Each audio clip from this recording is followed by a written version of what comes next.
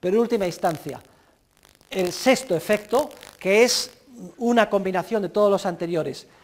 Finalmente, de manera ineludible, aparecerán tremendas pérdidas contables en las etapas relativamente más alejadas del consumo.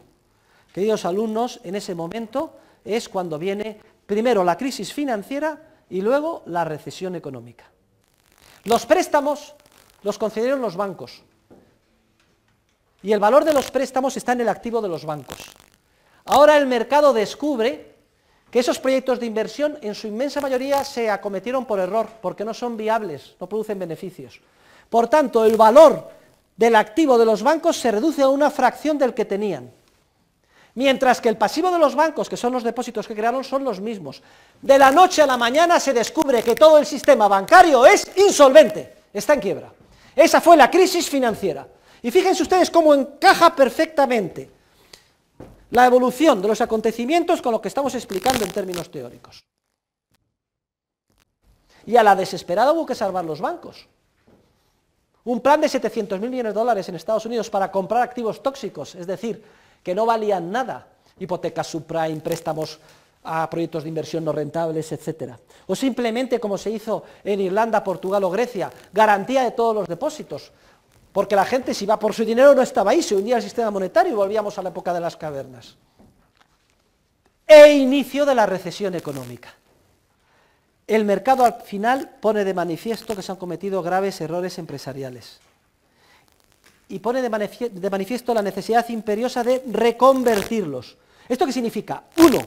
Paralizar a aquellos que no son rentables. 2. Liquidarlos, todos los proyectos de inversión erróneamente emprendidos. 3. Salvar de la quema lo que se pueda. 4. Retirar factores de producción y mano de obra desde las etapas alejadas del consumo a donde se les llevó por error por los préstamos sin respaldo de valor real hacia etapas más próximas al consumo, que es lo de los consumidores, los agentes económicos quieren que estén. Es preciso un reajuste masivo de la estructura productiva y ese proceso de reajuste es precisamente en el que estamos ahora. En eso consiste precisamente la recesión o la depresión económica.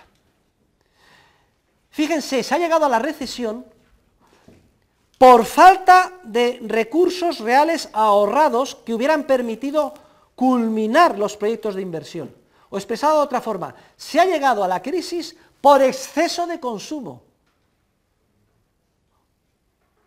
por escasez de ahorro, respecto del estilo de producción que se ha emprendido, que suponía un ahorro mucho mayor disponible cuando tal cosa no existía. Todo se financió con la burbuja especulativa y artificial de la expansión crediticia. Algunos dicen, la crisis ha llegado porque se ha invertido en exceso. No es correcto. Al final solo podemos invertir lo que ahorramos. La crisis llega porque se ha invertido malamente. Los escasos recursos ahorrados por la sociedad se han invertido como si se hubiera ahorrado mucho más. ¿Ustedes se acuerdan cuando pusimos el ejemplo de Robinson Crusoe y dijimos que era esencial que fuera capaz de coordinar bien el presente con el futuro? Dijimos, ¿qué pasa si se equivoca en el cálculo y con su cestillo de 5 días de moras ahorrados pretende construir un alto horno? Todo el mundo decía, ¡qué locura! Después de 5 días no ha hecho nada más que los cimientos y termina con las manos ensangrentadas y vuelve otra vez a ser Robinson Crusoe pobre, incluso más pobre que antes, cosechando a mano y con las manos ensangrentadas. Pues lo mismo, salvando las distancias, sucede ahora en una economía avanzada impactada por la expansión crediticia. Hemos invertido malamente los escasos recursos reales de la sociedad en bienes que la gente no quiere. Por tanto, somos más pobres. Se han hecho 1 millón de pisos que no quiere nadie. Y se hicieron porque redujeron los tipos de interés en los bancos a 0, incluso negativos en términos reales. Y ya están ahí y no se pueden reconvertir.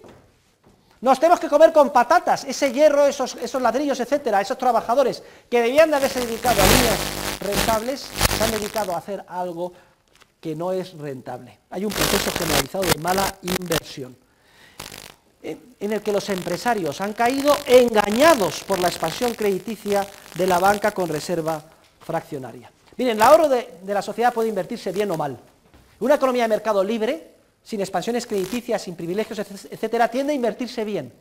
Pero si se distorsionan las señales esenciales que guían a los empresarios, durante periodos muy largos de tiempo puede invertirse mal. Y eso tarde o temprano el mercado, que es muy eficiente, lo detecta, lo descubre y lo sanea en forma primero de una crisis financiera y luego de una recesión económica. Hay dos ejemplos que son muy ilustrativos que ponen Hayek y Mises. Mises dice que la situación actual es muy semejante al que incurriría un constructor que, equivocándose en cuanto a la cuantía de los materiales a su disposición, los agotase completamente en la construcción de los cimientos, viéndose forzado a dejar inacabado el inmueble. El ejemplo de Hayek habla de los imaginarios habitantes de una isla perdida que, habiendo emprendido la construcción de una enorme máquina capaz de cubrir completamente las necesidades de la población, hubiesen agotado todos sus ahorros y capital antes de terminarla y no tuviera más remedio que abandonar temporalmente su construcción. Pues eso mismo es lo que sucede en términos reales en una economía distorsionada por la expansión crediticia. Al final, ¿qué tenemos cuando se producen los efectos? Una economía mucho más achatada. Después de la crisis, tenemos una estructura productiva en la que, como se ha inyectado más dinero y la proporción que se dedica al consumo es la misma, se consume en términos monetarios mucho más, se consume 132, pero solo hay 5 etapas, no las 7. ¿Y qué pasa con todo lo que había antes en la etapa 6, 7 y lo ensanchado? Todo eso ha desaparecido, porque no es rentable.